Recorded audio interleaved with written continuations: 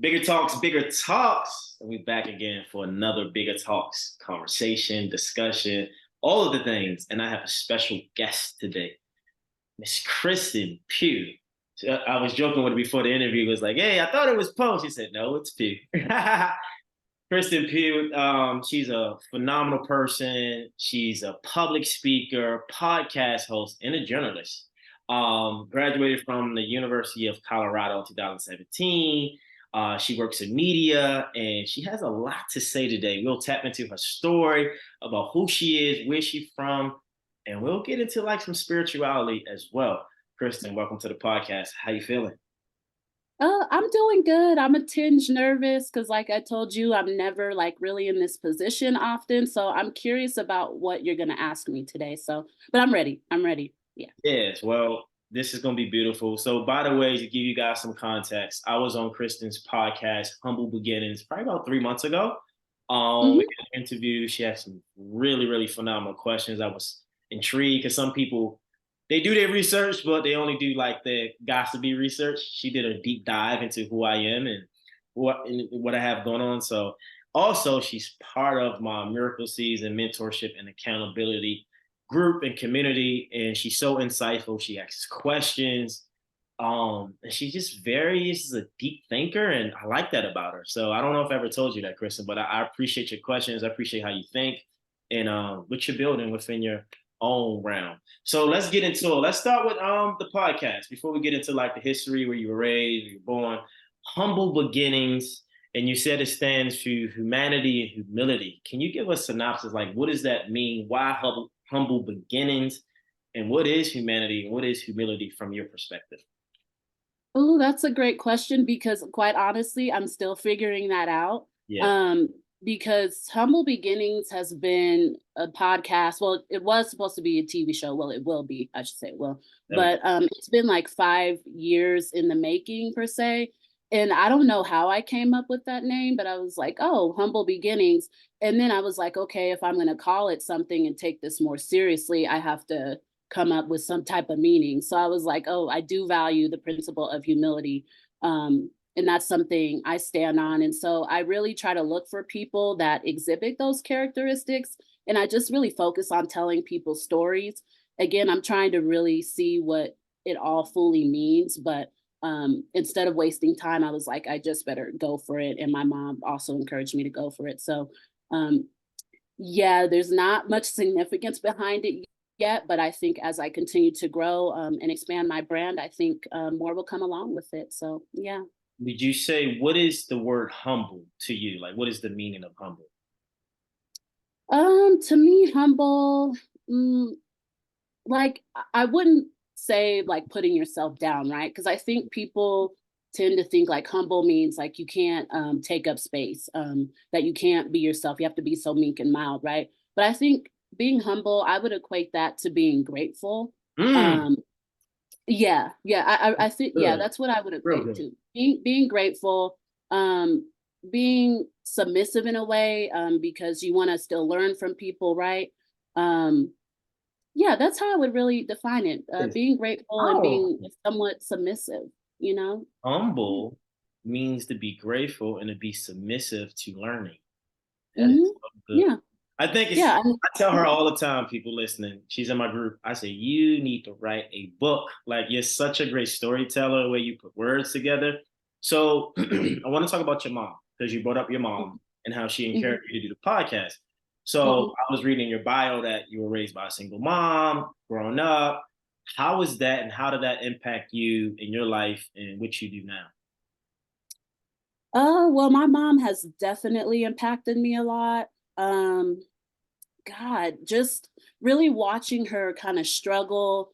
So like, how should I put this? She impacted me in both positive and negative ways. And Yeah. by negative, it's not a bad thing, right? But there were a lot of beliefs that I had. Like, oh, you have to work really hard. Oh, it's, you kind of have to struggle. Like there was kind of the struggle narrative painted. So that was kind of a narrative. But at the same time, the struggle that she had was also a positive for me because we really got to see her work hard. Um, And yeah, if it wasn't for my mom, I don't think I would be the person that I was today. I wouldn't have been in therapy because she put us in therapy Mm. because we had a lot of issues growing up, especially with our dad. Like my mom went through a lot of abuse with my dad, and my dad was in and out of me and my sister's lives. So yeah, she's played a huge role, and she's always pretty much encouraged me. And she really was onto something when she saw me first speak at a community event. Yeah. Um, and yeah, and that's when she just kind of told me to run with things. And um, if it wasn't for her, again, I really wouldn't have the podcast because I always thought like me having my own platform was impossible, and or like it wouldn't be valid if it wasn't like through a network, or if I didn't make it in news, or if I didn't have all of the optics that I wanted to at the time. But she was like, hey, why don't you just start small, whether that's through YouTube or do a podcast. And then she was actually going to do a podcast with me, so she offered to do that with me, and I was like, okay, sure, I'll do it. And then like a few days later, I was like, no, I'll just do my own thing because I'm confident in what I'm gonna do. And I'm sorry, I know you, but this is a little bit my lane. But yeah, so she's definitely been there, been a huge supporter. I can't thank her enough. And she's instilled a lot of hard work and ethic and values. And so So yeah. mom is a great inspiration. So what was that community event that she heard you spoke at? Was this that she discovered that you could speak and you had some type of, power and favor in that way? What was that event? Yeah, yeah. So, in high school, I did community organizing, and so again, that was one of like the greatest things about my mom is she got me and my sister involved in community groups, and Mhm. so I was a part of this group called Together Colorado, and the group at my school was working on gang violence. We were trying to tackle that around my school, and one day, like I don't know who said it, they were like, okay, we're going to put on this action, right? We're going to invite all these people, community leaders, members, school officials, all of that. And they were like, wait, Kristen, you should host it. You should do, be the host, keep track of the time, ask the questions, all that fun stuff. And so, yeah, I don't know. I just prepared for it and did it. And my mom was like, yeah, that's it. And everyone else was like, yeah, you have a gift. And yeah, I just started speaking more and more in other community groups. And yeah, it just kind of just latched on to me because a lot of people don't know this. I am an introvert. A lot of people claim I'm not. I don't know why, but I really am. I'm really a shy person. So for people to hear me speak, they were shocked, but it was a humbling experience that they saw that in me. So yeah.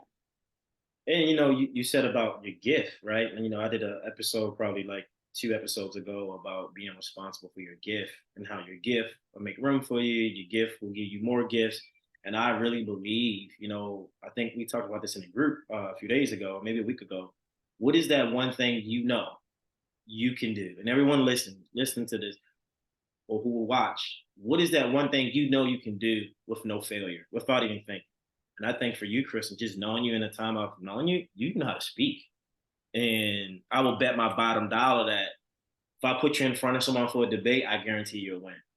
Not because you're better, not because you might be smarter. I just think your will to get your point across is so transparent and so strong that I can feel it, right? And so it's a gift, right? And Yeah. by knowing that and by utilizing that and having a podcast, because there's people every day think about doing a podcast and they are so afraid to start because I think people are afraid to fail, not because they don't want to fail, they don't want to be judged, right? Because when you're Oh yeah. visible, you're going to be judged, and people are so afraid of what a person is going to say, what a person's going to think. And I'm here to tell anybody, people are always going to have something to say or think about what you're doing. But if you're happy and it's your platform, Humble Beginnings, the podcast, click her link. I'll put her stuff in the show notes and listen to her episodes because she has something to say and she asks great questions. And by way of questions, let's get into journalism. What is the life of a journalist, and why did you choose that field or the industry to be in to be where you are today or get you where you are today? A life of a journalist. Oh God. I mean, I still kind of consider myself new to it. Yeah. And my journey is it's so different with it because for a while, like I didn't like the typical journalist will do internships throughout college. I applied and here and there, and I didn't really get any internships. And then I was still trying to figure things out like, okay, how am I going to get experience? And so then I started volunteering at a local city station. And then, yeah, kind of just kept applying for producer jobs and then got my way in that way. But yeah, a life of a journalist, it's for me it's really just about telling people stories, like finding the gems, and really trying to get deep inside of the person. I don't like asking typical questions. I'm not here for like dramatics or gossip. I mean, we get enough of that. I really want insightful dialogue. So for me, I think sometimes it can be intense and sometimes I can also be too hard on myself because I'm really like searching. I'm like, okay, what's been covered, what hasn't, and if it has been covered, what can I expand upon and make it different? Right. So yeah, in the space I'm in now, like just being a freelance journalist or content creator, or whatever you want to call it, it is a lot of work, and it's not just a lot of like physical work that you put in, but it is a lot of like mental um and spiritual work, a lot of internal work, because for me, I used to really look for like followers and high engagement. I'm like, okay, if I have this many followers, then I'm doing great, right? But I've had to learn to let that go. And I thought I was going to have way more support. Like there's some episodes where I was like, okay, damn, like this episode is good. And then to see it not even do numbers like I thought it was, Yeah. I was getting offended at that. Like I was really mad because I put my heart and soul in that, but I've had to really learn how to remove myself and just really work on my mental. Like even today, even before we got on this call, I was just pissed off because okay, I don't really see any engagement on my newest episode post. Just something like so silly like that. And I know it's but I want I to speak to that because I think the environment that social media has created within us is not healthy because of that. And right. I'll share a story for you and the listeners. So the real engagement is that you did a podcast, right? Let's be clear. You have a podcast. Let's be clear. You Mhm. have somewhere where someone can go listen and get information. Whether you get 10 to 10,000 downloads or listens, it doesn't matter. So there's a story, and I'll give you this because it's so important. There's a story by, I think he's a relationship coach. His name is Paul Brunson, right? And he has clients that he coach in relationships, right? For that one, they who want to find a partner. So one of his clients worked for Oprah, right? She was an editor for the Oprah show or for the OWN network. And his client was on a private jet with Oprah, and Oprah was asking her editor, do you know anybody who will be a great relationship expert? Because I need a relationship show on the OWN network. Now, mind you, this guy, content creator, relationship coach, he went on and created his own relationship show on YouTube, right? I think he might have had like 3 or 4 episodes up, and he probably had like 30 subscribers or something like that. He got 3 or 4 up, and the episode that Oprah went to go watch had 11 views. So out of those 11 views, it was Oprah who was one of the views who got him a gig, made him more prominent. So I'm here to tell you and anyone listening, views don't equal dollars. They don't convert to dollars. But it's about who's watching opposed to how many people is watching. Because I've been on a reality show, you get all these followers, but all those followers don't buy my merch. They don't tap into Bigger Talks podcast, right? It's okay. They're not supposed to. As long as you can create a niche following of people who like you for you and what you're creating, the process of humble beginnings will be the thing that you want and then some. So, and that's why it's important for us to have these conversations. And thank you for being so vulnerable because a lot of people feel that way. I didn't get that many likes. I don't have that many followers. People are not looking at my story. I only got 4 people on my Instagram live. It's not about who's watching. It's not about how many people see. It's about what content are you putting out in the ether, right? What energy are you putting out in the universe? Everything you're doing, everything you did is always going to come back. I promise you. You're a great person. You want to do well. You're intentional. You work hard. It's going to happen. It's human nature. It's just never going to happen on a time you might like it, because then if you get everything you want, it might go to your ego and you forget the work you put in. So I'm just thankful that you told us about that, because I struggle with that subconsciously and kind of say, you know what, I'm over this. Like, why am I putting so much value? Because they programmed us to, right? Mm-hmm.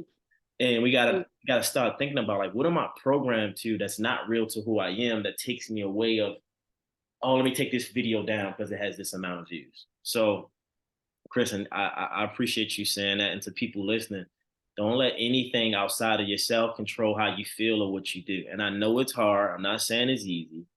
It is not easy. However, as long as you put out good content, the universe is going to reward you. Yeah, So yeah. when is your how many episodes do you do a week or a month, and when do they come out? So, and that's another thing. The life of a journalist is like, I have dead for the last few months. I don't know how many inquiries, emails I have sent out, and I haven't heard much back, and so I have to keep following up, right? And so it has been tough lately. Yeah, yeah. Thankfully, I did land a few interviews recently, so I've been putting stuff out every week. I try to either pick like a Monday or Friday. I'm trying to just practice more consistency, Uh-huh. because I used to, when I started, I used to do like, I think one a month or two a month, Uh-huh. because I was taking a baby step. I was like, hey, I'm going out on a limb here. I'm scared, I'm nervous, but let me just get something out. But yeah, I definitely try to upload every week. So yeah. And I also think I would add even episodes like what you just said. I'm scared, I'm nervous. Let me put this out. Even 5 to 6 minute clips like that is a podcast episode. You should put that out. I get more hits when I think I had a discussion about the shadow side of being kind or something. And people are like, we love that episode. Mhm. And it's like, because I'm speaking from my natural instinct. And sometimes your guests can't really give you what you want them because maybe they can't tap in as deep as you would. Um, Mhm. and then it's just about, just being consistent, like you said. But by the way, people listening, go to a podcast, and you're on Apple Podcasts.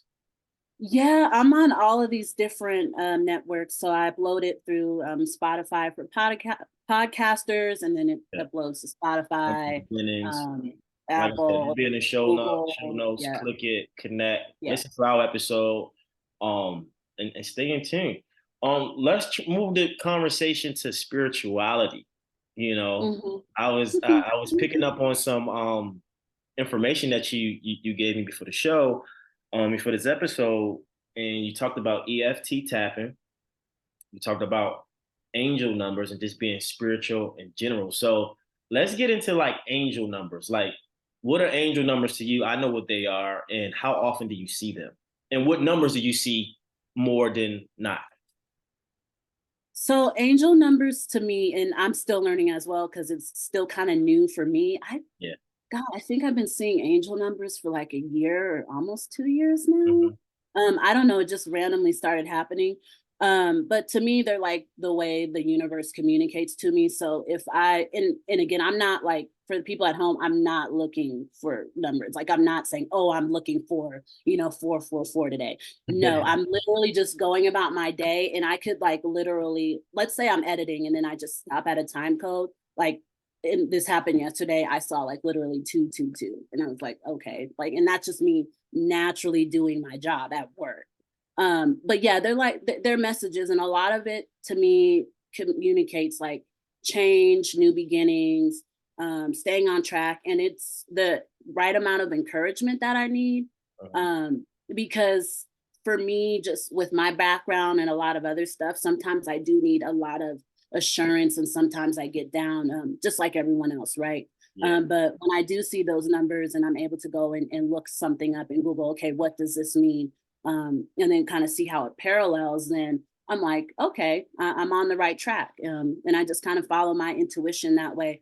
And as far as like what I see, like, oh God, like it's been extreme lately, but I've been seeing 222 a lot. So I know someone told me that it means like new relationships coming in, stuff like that. Definitely 111, 1111. I'll see 1010, 1212, 444, Oh, 333, you see them all. 888. Yeah, like going down the line. Yeah. Um, yeah, so and sometimes there'll be like several that will really stick out to me. Another one has been 555 recently. But yeah, and again, I just like let it all happen. And there'll be times where I'll be like, Mom, did you just see that? And she's like, No, what are you talking about? I'm like, look, it's 111. She's like, I didn't even notice. Like, I don't ever see that. What do you so yeah, that's just the way like I receive downloads and messages and even like again, I think I mentioned this like through crows, like and again, I know some Oh people yeah, might think yeah. it Spiritual might sound totem. like Spiritual totem. I talk about. yeah, yeah, and, like, it happened about, like, I wanna say 2 years ago. It was a little bit right before my brother passed, where, like, I was walking and there's, like, this crow sitting on this sign, and then, like, all of a sudden, like, I walked past it, and then it just, like, flew over my head, and then it came just, like, circling back and kept flying over me, like, really low. Um, and then there's just been other times, like, this is so bizarre. I recently let go of a friendship. Mhm. And as she was like walking away, like inside, a crow like was literally by her foot. And Wow. so it's just there's like a lot of things that happen, like so many instances that I can talk about with that too. And so when crows come out like that, I know like a huge change is coming. Yeah. And usually whether it's a death of something, which it doesn't have to be a death of a person, right? It could be a death of something that's toxic and no longer needed, a new beginning. So yeah. Yeah, and I also think angel numbers is God's way of communicating to us through the Mhm. universe. And I always say numbers don't lie. 222, 333, 444. And people pay attention to the numbers you see. You're not seeing them by accident.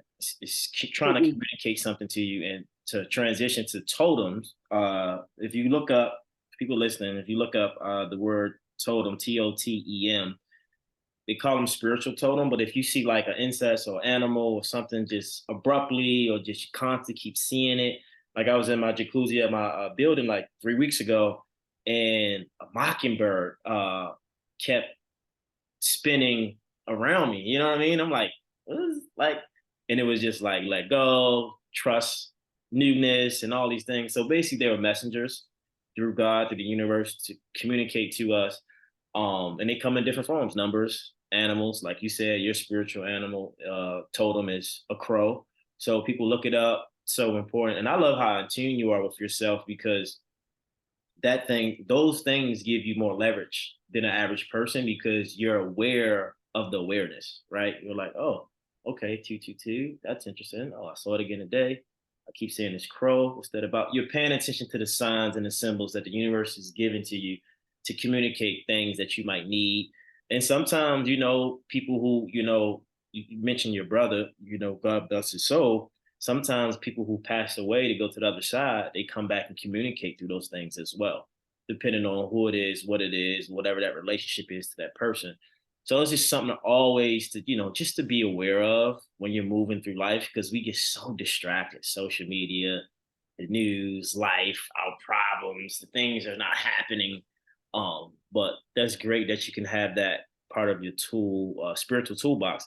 Let's talk about EFT tapping. I think the first time I was aware of that was on a documentary called Heal. It's called Heal, and the lady was like tapping on a young woman's like top of her like eyebrow, and I was like, what is she doing?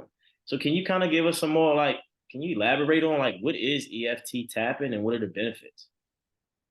Yeah, so like tapping on your meridian points, I hope I'm pronouncing that name right. So like, you'll see people do this and they'll say, what's that phrase? Even though I don't love myself today, I fully, appreciate like you call a thing when you're tapping and then you say you deeply and completely love yourself. Yeah, So to me, it's like a direct form of honesty. Again, I'm no expert, but who I do like following is Tap with Brad Yates. I used to be like really heavily into it, but I'll tap like now here and there again, especially if I feel like I need it. Because to me, it really like clears out things. Like it makes you relaxed again. I really do believe it does help like your limiting beliefs, and especially if you have a lot of trauma. Mhm. I have a lot of trauma, and so it's helped me just kind of take things to the next level.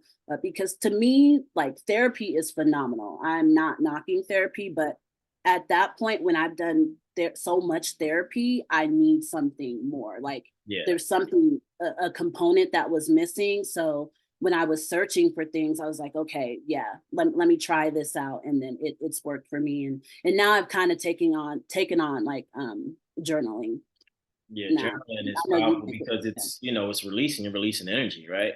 I have Hmm. an energy healer. She gave me something a while ago and said, write a letter to anybody that you have any resentment, any anger, or any hatred towards. Like, write and really yell at them in the letter, talk crazy, however you probably wouldn't in person because it's, you know, negative, but really write it out, get it out of your system. And then at the end, you know, erase it, set it on fire, shred it, say you bless and release whatever that message was. That's just you clearing energy and air from your soul, from your body to get out any stagnant emotions or negative emotions that might be holding you back mentally or emotionally. So all those things work. Let me ask you a question. What is it about therapy that you think works, but in the long run doesn't help? Because I hear a lot of people say they love therapy, but it's always a but. For me, I love, how can I put it? I love, if I'm going to do therapy, I'm going to want to do it with a psychologist, Mhm. not a counselor. And I'm not knocking counselors. I've had therapies from counselors. But when I had my psychologist, she was really able to help put things in a logical way for me, because sometimes I could process like trauma and stuff logically, if that makes sense. Mhm. And so like she was like, okay, think of it this way. Like with the trauma, your brain's like spaghetti. You're straightening the noodles. You're pulling them apart to make sense of things. Mhm. And no one really told me that before. It was just like, okay, here's an assignment, right? Here's how you can make new friends for the day, since that's your goal. And that's fine. Like when I was 15, I was at that stage of my life. I'm like, okay, I want to make friends, or, oh, I'm healing from this. But I don't know. It just, to me, again, after just doing years and years of it, there's only so much I can talk about. And then I just felt like I wasn't being challenged enough, if Mhm. that makes sense. Great, great. So I I really just wanted to challenge myself to be like, okay, what am I willing to work on, and what other ways can I find to really heal from this? Because I'm doing all of this therapy, but it's something is just still not clicking. So yeah, I for me, I just think it wasn't challenging enough. I think it also depends on who you see, because there is a difference between a psychologist and counselor. And to me, quite frankly, if I didn't have that psychologist, I don't think I would have even had um, the the discernment to really even seek out more spiritual stuff. So it still kind of connects. And But if yeah, it's, I you hope know, that answered. yeah, depending on the culture, the background that they can relate, you know, someone who doesn't come from, you know, an inner city environment probably couldn't relate to your trauma if they grew up in a certain way. And one thing I want the listeners and even you to kind of understand is that having knowledge around something is great. But if you can't integrate that and embody the experience of what that knowledge is, of never had the experience, it's hard to make the connection. And that's what I've learned over time because I've read a lot of books and done a lot of things. But sometimes if there's something little subtle I haven't experienced, you're not really able to make that divine connection where someone will be like, yeah, I know what that's like. Like I was raised by a single mother. I know what it's like to grow up with a single mom. You get what I'm saying? So I can relate to you. That's why I asked the question, right? Where my mom was always there, but she was always in her masculine, right? Mm. I don't really get to see my mom being soft. I remember being on a show and she crying like, man, what the hell are you crying for? You never cried, right? Like, what are you crying for? Like, huh? I'm just like surprised. And so those things, relatability, vulnerability, we can connect because it's relatable. I think therapists are great in every aspect, and I think what most people don't, they don't get the most benefit is because the therapist probably doesn't create the space, or maybe they don't know how to tap in to get the real truth out of the person. Because people are afraid to be the bad person, right? I get my clients to tell me, no, no, no, no, no. This person did this. Do you hate them right now? Well, no, no, no, no, no, no. Do you hate them? It's okay. Let's get it out, right? It's all about getting all the dark, all the shadow stuff out, so it's not suppressing your real emotions where you can't really be yourself. Because if you don't, then it slips out in different ways. You get what I'm saying? And I think Mhm. it's just important. But you're doing all the things, and I'm here to tell you, you're gonna win in life, no matter where you go. You're winning now, but I see you. You know, I see the trajectory of where you're going in your career as a journalist, as a speaker, because you think. Like I always tell people, it's not what you do, it's how you think is what's going to make someone successful, right? How you think will probably have you quantum leap steps opposed to someone who's just logical about doing everything the right way, which is fine. But if you think differently, you might be able to get more out of life, right? I want to talk because we didn't get to talk about this. What makes a great story? So there's a book, I think it's by Peter Gerber. He like started Sony back in the day. And he has a book called Tell Your Story to Win. And most people who get high engagement or people who make money speaking is because they know how to tell a great story. From a journalist perspective, what makes a great story? Um, what just keeps coming to my mind is like just aiming for the heart. And there's actually a book I need to finish. I think it's his name is Al Tompkins, Aim for the Heart, and he's like a renowned journalist. But like I said, like really just a part of it, half the battle is really researching. And it's not just like glancing at an Instagram profile or just like finding a few or finding few articles. It's like for me, I'm looking for like keywords. Like if there's a keyword that stands out to me or like a phrase that you're saying or like a specific incident that you put, I'm going to probably look into that and be like, oh, okay, I have a question around that. Um, yeah, it to me aiming for the heart and just being willing to go deep. Again, I'm not, a professional in my opinion. Like I do my own thing now. I don't even like to attach a title. I'm just Kristen doing what Kristen wants to do. Yeah, But to me it's about, aiming for the heart, just digging deep, willing to research, willing to take a risk with the question you're going to ask, willing to just really look at the details. Like don't miss the details. And I think that's what I always just try to remind myself. And usually when I don't miss the details, I get a pretty, insightful interview. Again, not everyone's going to interview the same or whatever, but yeah. And I would say too, the way like you creatively ask things. So sometimes I'll like up my verbiage or, yeah, just ask it in a different way and kind of use stronger keywords in that sense. yeah, But even then, with that, I did have to learn when I worked as a producer to kind of also keep it a little bit just a little bit basic too, in some regard, but being more concise and stuff. So yeah. yeah, I would even add in concise too. So Nice, yeah. yeah. The heart is important because emotions. That's how people market. They market to our emotions and our feelings. They don't market to like how things we think. We think about how do you feel? Oh, this cookie looks good, or this car looks nice. You talk about trauma a lot in this episode, and I'm really curious. What is the trauma in your life that is undone that you're still working through right now? If you care to share. Um, ooh, God, I'll just give a recent example. Yeah, With a friendship. Like God, I'm still hurt. Like again, I know no one's perfect, but yeah, this was a best friend I had for 4 years. And to me, it was kind of confusing because people will do nice things for you, but it doesn't mean that they truly have your back. And so there were like things, there were huge red flags, but I was like, okay, well, maybe, and then I tried to forgive, right?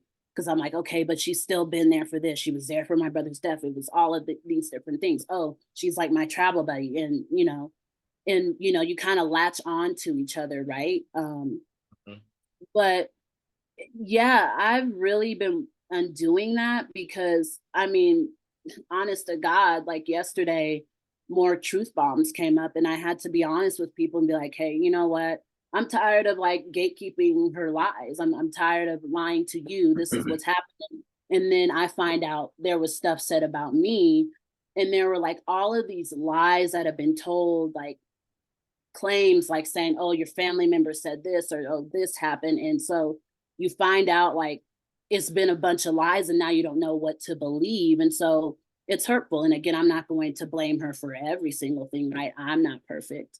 No friendship is, but that's one thing I've really been undoing is, really learning how to trust in a friendship again, because that was like, I mean, I talked about some deep stuff with her, like really deep. Like I really gave her my loyalty because I'm big on loyalty. That's another principle I'm huge on.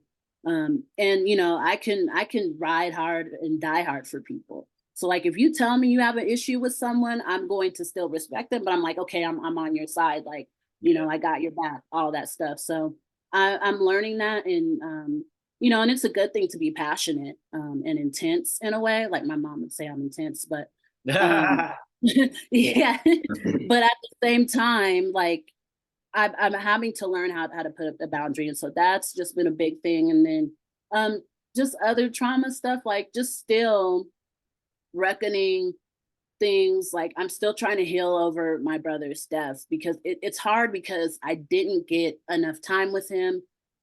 For people who don't know, like we have the same dad, but we have different moms. Got it. And so yeah, just not really fully being aware what was going on. Like How did he before transition? uh someone took his life. Like Mm, okay. I don't even want to No, we ain't gotta go. but it's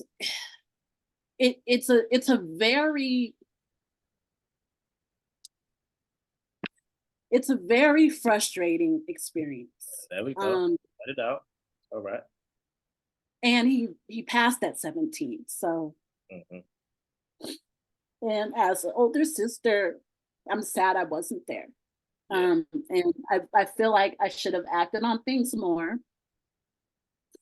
Um, Have you forgiven yourself? I'm still in that process, so that's why I'm a little bit like shaken up to like really kind of be talking about this because I'm really like private and Yeah, that's you healing. You healing from it. You grieving. You gotta let it out. It's all right. yeah. That's what it's about. So a lot of people just, yeah, they don't know. Like I've really been battling that. It bothers me. All right.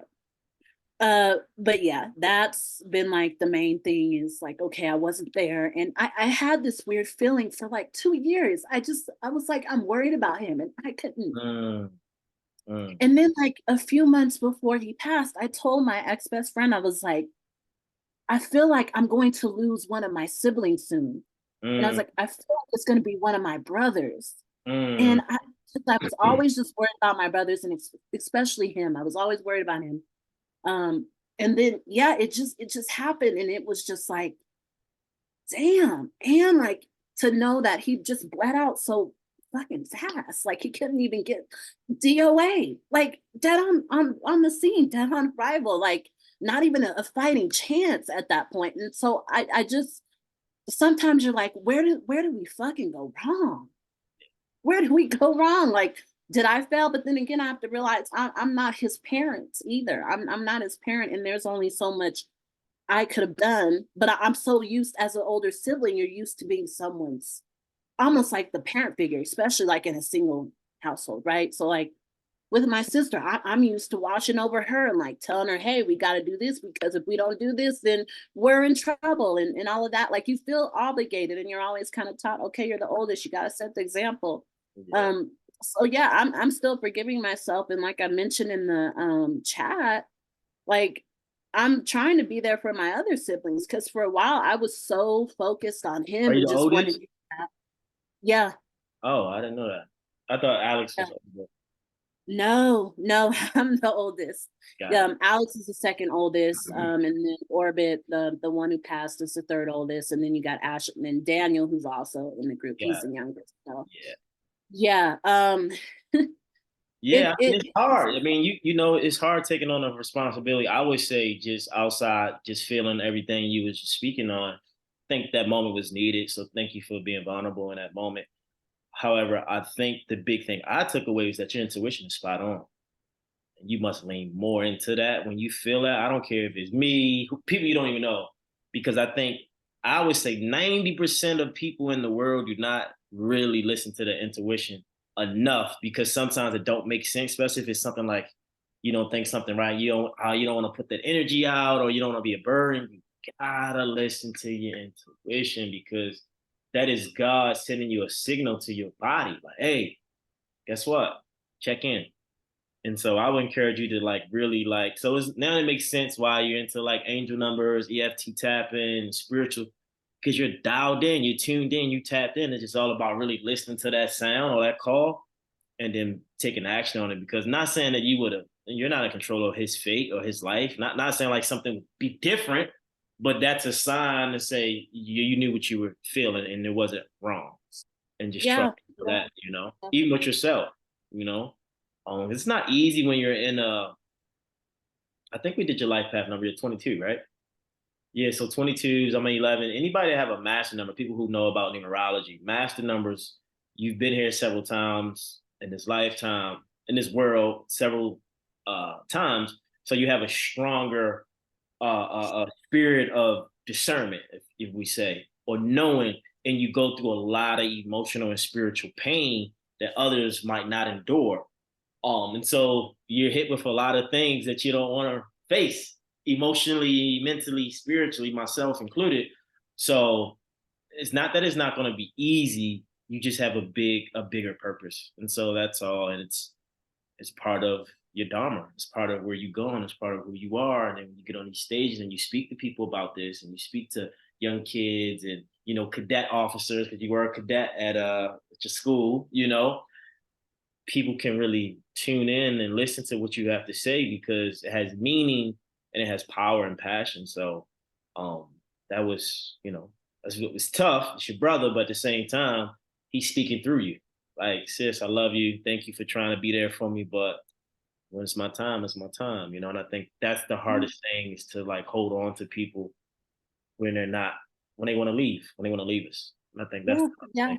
And he definitely made a choice to get involved in street life. So when you do that too, you live by it, you die by it, some shape or And form. this is up in Colorado, right?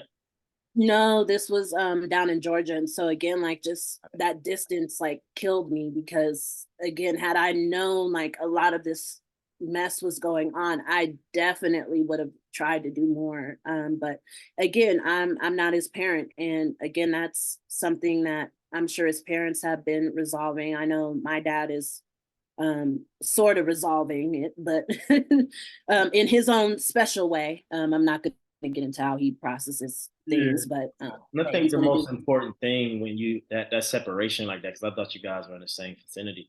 I think the biggest thing you can do is pray. That's why I think prayer is such a powerful weapon to use. My family's on the East Coast, and when things arise, all I can do is put spiritual, prowess on it and have trust and faith, and that's enough because sometimes you're not supposed to be present for whatever reason. Maybe you're being protected from something. Um, but if you do that, I believe that's enough, and the rest is out of your hand. I mean, you can only do but so much. Even though you're the big sister, you're the older sister, right? Like, I don't know what it's like to be the older sibling. I'm the middle child, so that's a different type of responsibility. But I do know about caring about people more than they care for themselves. So, um, but yeah, Kristen, this episode was amazing. Is there anything you want to share before we log off? Anything you want to say? Um, by the way, I want to know, like, give people listening, that's going after their dreams. What would be some inspiration or motivation you can give them? Because I feel like you're in your dream of chasing it, pursuing it, having it, and even growing. What is some inspiration or motivation you can give someone? Just find a way not to stop. Like if you really know this is what you're supposed to do, just do it. Even if you do like a baby step, and even if you just keep falling off, just keep getting back up because it's not going to be easy. and I'm definitely in the thick of things. And especially for me, I can be very impatient. And so too, I would also say, don't give up, but be patient. Like really wait for stuff to come through. Like stuff is slowly coming through for me. Um, and again, that's the beauty of kind of co-creating with the universe per se. At least that's how I'm really starting to slowly see everything now. But yeah, just go for it. Like as my friend Sly would say, live outlandishly. He talks about living out. So yeah, just have those outlandish dreams. Really just do it. Don't really look for the outside validation, because that's something I had started to look for. And again, I'm sure everyone's heard this. Not everyone's going to understand your vision. So yeah, just keep persisting, and eventually you will find your tribe, and stuff will come to you. And yeah, it's better to know that you at least died trying than not try at all, right? So Yeah, yeah, don't yeah. won't you yeah, so why not just go do it. And like I know I've heard you say it only takes that one person to say yes. And I will say, once I had that interview with you, I was like, okay, now I'm really starting to, I felt like a spark, and I was like, okay, well, if I can have him on my show, well, then who else can I get on my show? Like, that was motivating for me, and other breakthroughs happened too. But yeah, that was one of the biggest breakthroughs. It was like, And it okay, gives you yeah, space and gives I you can. favor. And I'm Yeah. the type of person, like I'm a real person. I know this. I know what pain is. I know what success is. I know what love is. I know it all in a space where I can relate and not make people feel like, oh, I'm this person that was on the show, had this opportunity. I'm just like you. I just figured out a way spiritually, mentally, emotionally to travel and grow. And I'm still growing. Like no one's where we want to be, but we're where we need to be. I do want to say we didn't get to talk about these two words, but before we get off, because this is part of your podcast, Humble Beginnings, humanity and humility. Can you break down those two words, give you a synopsis of both of them and what it means and why it's important? Oh yeah, yeah. So humility, definitely, I think it's about being grateful, being gracious enough to submit. And again, I'm not saying like to downplay yourself, right? But to me, like just being willing to is a part of just being humble. And humanity, and again, like I said, I think I mentioned earlier, I'm still like honest to God trying to define it. Yeah. Um it stuck with me. And so yeah, but as far as humility, that's how I see it as of now. Right. Again, that could change. So No, I just think they're powerful words put together. Now, if yeah, I saw that on a shirt, I would buy it. Humanity and humility, right? Because humanity, in my eyes, is the world, a collective consciousness. Humility is, like you said, having gratitude, right? Being grateful, yeah, committing to someone or entity or thing to learn, right? So those two together, H and H, humanity, humility, allows you to grow and glow and become more. And I just think it's profound how you put those together. It kind of stood out to me when I was reading the bio. But this was great. Kristen, you are amazing. You're going to continue to do amazing things in the universe and the world. Continue to tap in angel numbers, EFTs, listen to that intuition, and people download and go to her podcast, Humble Beginnings, and listen. And she'll be with you. So, Kristen, again, thank you. This was beautiful. Have a phenomenal, phenomenal evening, and I'll see you soon. thanks.